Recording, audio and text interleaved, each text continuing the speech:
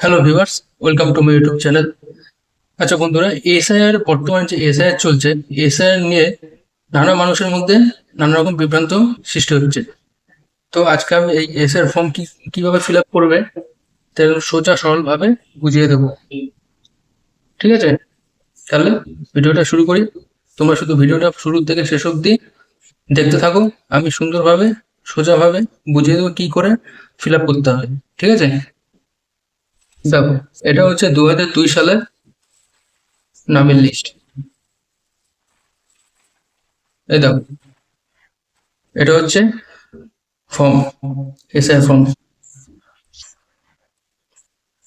দেখো, প্রথমে আছে জন্মের তারিখ। জন্মের তারিখটি প্রথমে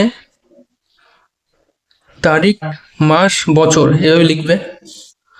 আধার নম্বর লিখবে, মোবাইল নম্বর এখানে লিখে দেবে, পিতার নাম এখানে লিখবে, আর পিতার অভিভাবক বা পিতার এপিক নম্বর। এপিক এপিক নম্বর বলতে ভোটার কার্ডের নম্বর লিখবে। মায়ের নাম লিখবে, মায়ের ভোটার কার্ডের নম্বর লিখবে।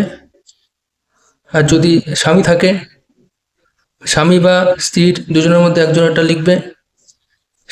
সেরকমই এপিক নম্বর বা ভোটার কার্ডের নাম্বার লিখবে। আর এখানে হচ্ছে দুটি কলম তোমরা দেখতে পাচ্ছ। একটা হচ্ছে যাদের লিস্টে নাম আছে, 2002 সালের লিস্টে যাদের নাম আছে তারা একটা ফিল আপ করবে, যাদের নাম নেই সেটা ডান দিকে ফিল আপ করবে। এবার মানুষের মধ্যে প্রশ্ন আসবে, কাদের লিস্টে নাম আছে, কাদের লিস্টে নাম নেই। দেখো, যাদের বাবা মায়ের লিস্টে নাম আছে তারা এখানে ফিল আপ করবে, মানে বাবা মা এখানে ফিল আপ করবে এবং তার ছেলে বা মেয়ে ডান সাইডে কলমে ফিল আপ করবে। তারপর উপরে লেখা রয়েছে সর্বশেষ এসআইআর নির্বাচক তালিকায় থাকা নির্বাচকের নাম। ঠিক আছে, এখানে লেখা রয়েছে নির্বাচকের নাম এখানে লিখবে। এপিক নম্বর মানে হচ্ছে ভোটার কার্ডের নাম্বার লিখবে। তারপরে আত্মীয়ের নাম লিখবে, সম্পর্ক কি সেটা লিখবে, জেলা লিখবে, রাজ্যের নাম লিখবে, বিধানসভার নাম লিখবে। সব এটার মধ্যে দেওয়া রয়েছে, তোমরা এটা ফলো করলে বুঝতে পারবে খুব সোজাভাবে। আর এখানে ডান দিকে লিখবে যাদের বাবা মায়ের নাম লিস্টে আছে। ধরো তার ছেলে বা মেয়ে ফিল আপ করছে, সেটা ডান দিকে করবে।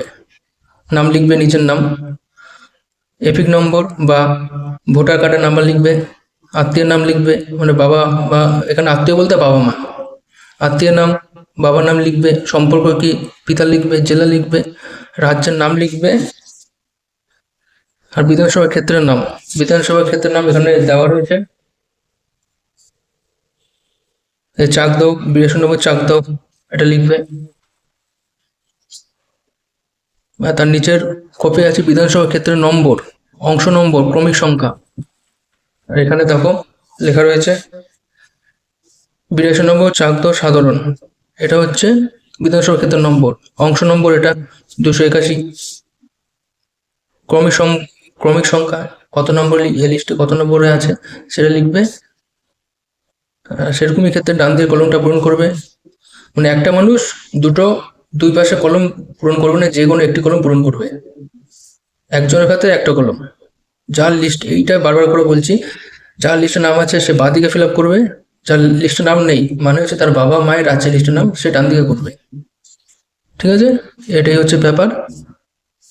আর এখানে এখানে পাসপোর্ট সাইজের ছবি লাগালে একটু বড় হয়ে যাবে, স্ট্যাম্প সাইজের ছবি লাগাতে হলে ভালো, মানে খুবটা ওরকমই করা আছে। আর এখানে নাম, কন্ট্যাক্ট নাম্বার দেওয়া আছে বিএলও।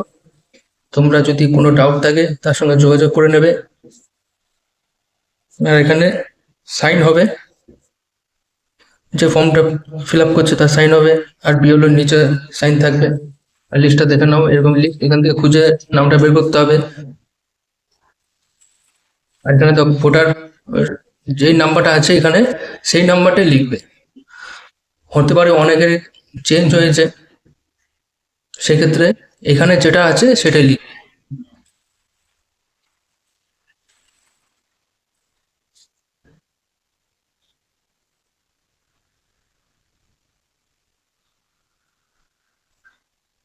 আর তো কিছু নেই, এই হচ্ছে ব্যাপার এসআই ফর্ম ফিল আপ করার।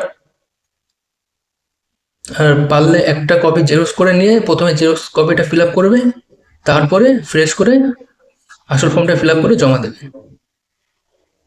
তাহলে কোনো ভুল ভ্রান্তি হলে শুধরে নিতে পারবে।